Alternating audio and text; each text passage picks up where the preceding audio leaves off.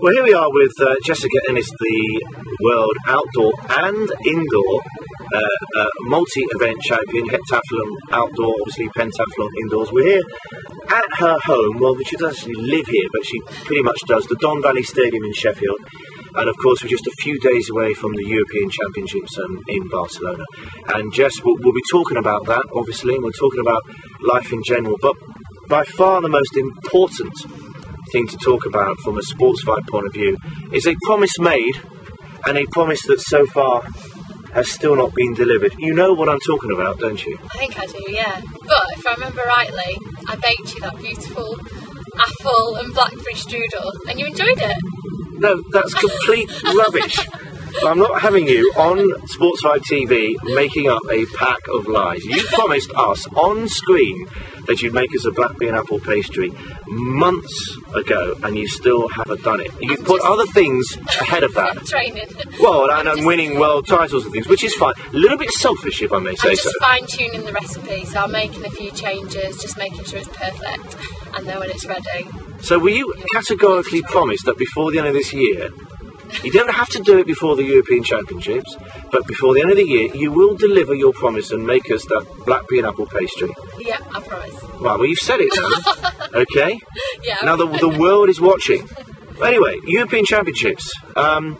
This time last year, Jess, great promise, you'd come out of a huge injury, obviously, the year before, which meant you'd missed out on the Beijing Olympics. And we were all very hopeful, but that was about as far as it went, wasn't it?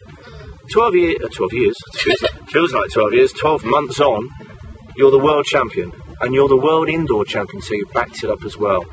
Tell me about how much has changed in the last 12 months.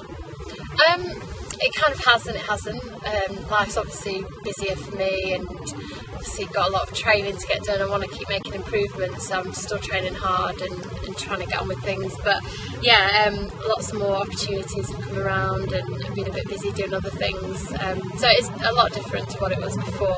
But obviously training and competing still stays the same. You must have been really pleased with what happened in Doha, the World Indoors, because you didn't get, when you went to Beijing, you went there as a very promising heptathlete. I mean, to be fair, you've recorded the best total that year, but nevertheless, you didn't have any significant medal to your name. When you went to Doha, you were the world outdoor champion.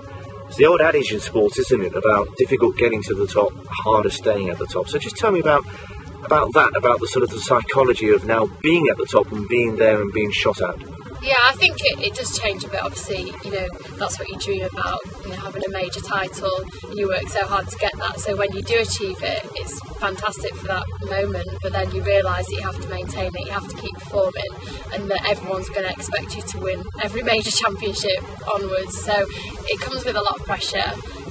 And it comes with pressure from myself as well, because I wanted to prove to myself that I can perform well at major championships, not just one major championship, but more than that. So yeah, it was a different situation going into Doha, but I also drew a lot of confidence from Berlin and kind of believed in myself a lot more. So I think there's positives and negatives that come with it, but yeah, just enjoyed the whole experience, and it was great to win it. Well, that's the thing, Jesse, you talked about obviously now the expectation on you from others and from yourself, but I guess thinking you can become the best and actually then proving it makes a hell of a difference to your mindset and to your confidence.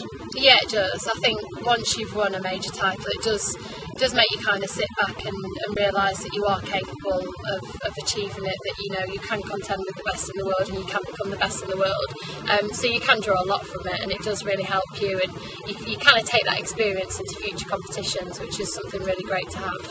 Now the Europeans, obviously major title, the very important title for you this year. You're not going to do the Commonwealths, are you? No, we've decided not to do the Commonwealths and to just focus solely on the Europeans. So this is like the big hit for the year for you, obviously. Yeah. And for those who don't know, I mean, it depends entirely on the event, doesn't it?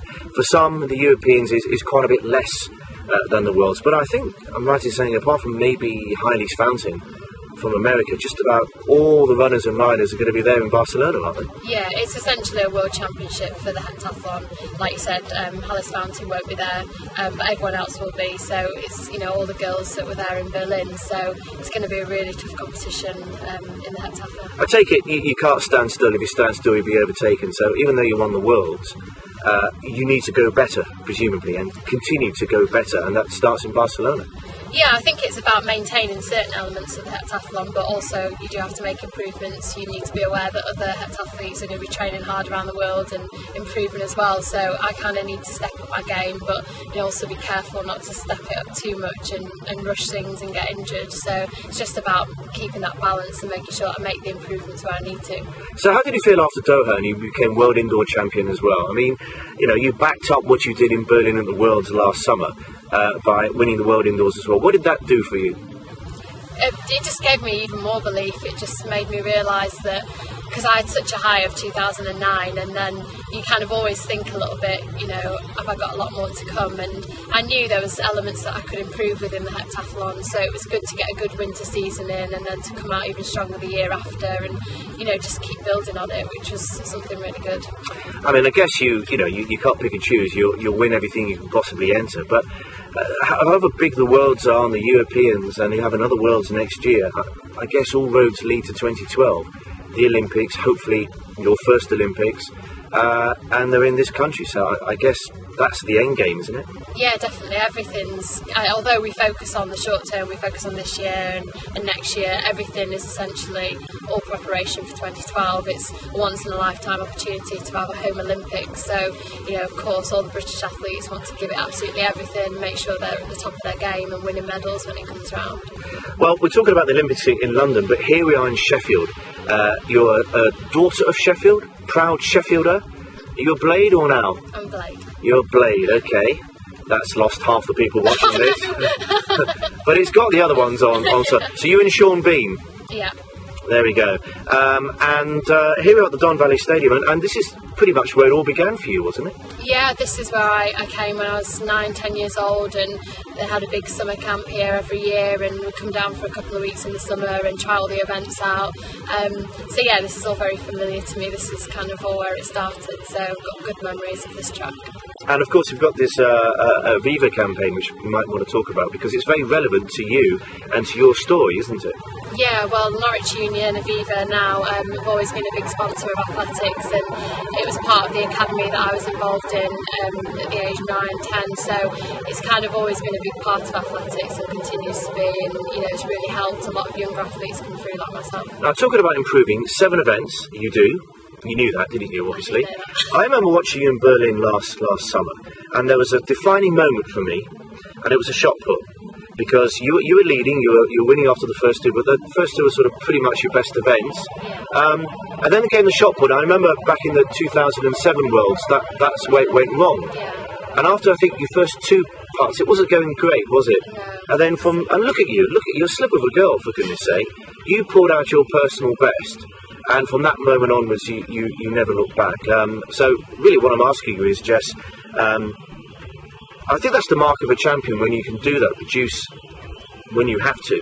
But secondly, it sounds odd asking about areas of weakness, but clearly you will have stronger events than others. What have you been working on? What are your weaknesses which you've improved? Again, it's been the similar sort of thing for the past few years. It's been the throws, which obviously don't come naturally to me, so I've put a lot of time and a lot of effort into those, and I think that, you know, I've made good improvements. But again, the long jump has been a really important one, and that's what we keep working on. But I had a good personal best this season, so I'm pleased at the direction it's going, and I just hope to get consistent with that, produce a good jump out in Barcelona. Well, we can't wait to see you perform in Barcelona, Jess. You've got, as far as I can see, 2 major goals for the rest of the year, and they are? Obviously, number 1 is baking the cake or the strudel, the pie, and then number 2, Barcelona. Yeah, perfect answer.